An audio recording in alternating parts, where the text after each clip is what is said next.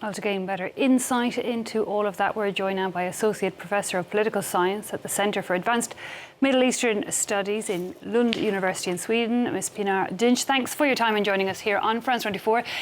Hearing there in that report this being described as historic, is it as important as that? Can you tell us how you see this decision, this announcement by the Kurdistan Workers Party? Well, it is definitely historic because this had never happened before. I mean, we've seen some peace processes, some unilateral or bilateral ceasefires over the years, but we have never seen a statement coming from the PKK itself about dismantling and disbanding itself. So this is definitely historic. And how big an impact do you think it could have then on Turkey to start with? Well, yeah, I mean, on Turkey, the impact could be really, really important because Turkey has been, drifting towards authoritarianism since the late 2000s. And this step forward now would have to entail some sort of democratization, some sort of change in the way the rule of law applies,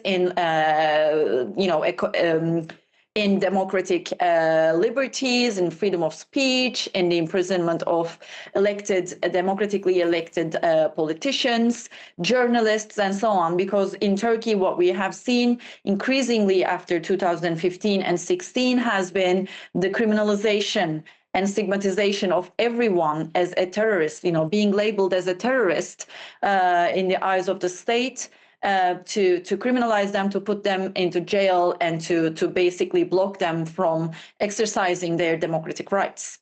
We're getting little detail on what exactly prompted the PKK to make this decision now, and what, if any, agreement they have in fact with the Turkish authorities.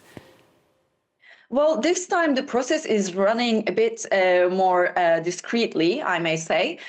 We know that the process basically started with the Nationalist Movement Party, AKP's ally in Turkey. Its leader, Devlet Bahçeli, claiming, telling Öcalan to come to the parliament if needed and to disarm and disband. This happened in October 2024, but we can understand that some sort of talks have been happening behind the scenes well in advance. Well, I think this is again, this is happening really behind the scenes. But what we can understand is that there is a negotiation. There is some sort of a protocol that has not been shared thoroughly with the public yet. But we're assuming that the PKK is going to disarm and disband. They have released a statement, but we should pay attention that the statement again underlined that this is conditional on some of its demands to be met. I mean, it was toned in a different way. It wasn't toned in a threatening way, but they are clearly stating that they want certain rights and democratic participation rights, even for Abdullah Öcalan, improvement of his imprisonment status to the least. They also want this to be taken to the legal sphere in a thorough way, in a complete way.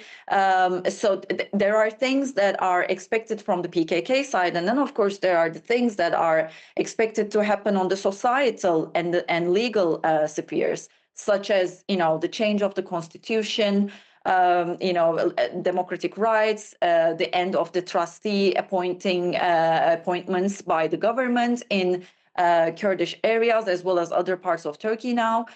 So there are many things, like we're talking about cultural rights, educational rights. There are many things to be done along the way in order for this new process to come to a very, really peaceful and long-lasting end. Can you tell us a bit more about the Kurdish community in Turkey? Well, I mean, I think the Kurds have been the most significant sufferers of this decades of conflict. I mean, we're talking about the PKK conflict here, but of course, the Kurds have been suffering long before the PKK was established. The PKK was, in fact, established because of the Kurdish sufferings. So I would say that the Kurdish community is very much welcoming this new process. Of course, it's a difficult phase. It's difficult to digest, and especially knowing that the AKP had these sorts of steps forward for Turkey's democratization, let's say EU, getting into the EU, and so on. And these all turned out to be tactical steps.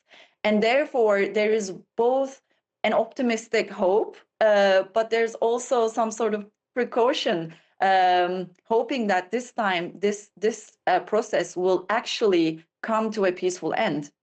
One thing we have heard from Ankara is that it feels that anything, this laying down of weapons by the PKK should be copied by groups that support it and groups in Syria and Iraq. You know, how close do you think those groups are? Do you see that happening?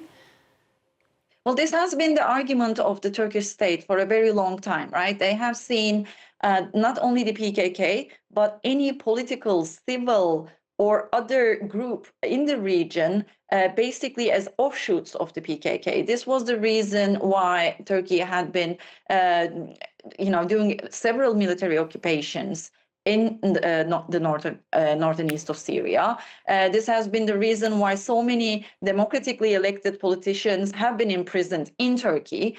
So this has been the argument of Turkey for a very long time. This is really not new, and they're just repeating this sort of narrative. What we understand from the Turkish side is an emphasis on a terror-free Turkey.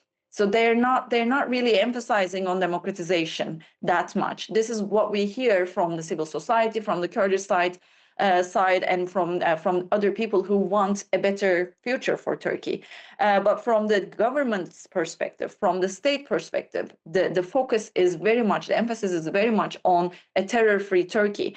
Well, thinking if this would really apply to other armed or political organizations in the region is, of course, a different story, because the Syrian Democratic Forces are not the PKK.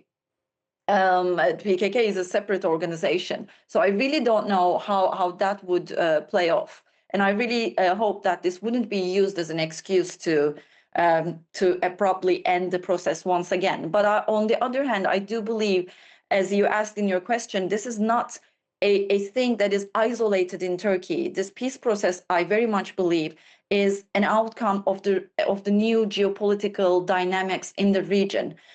So that gives me a bit of more hope in the future, about the future of this process. Okay, well, let's end on that note of hope. Pinar Dinc of Lund University in Sweden, thank you so much for joining us and your time. Thank you.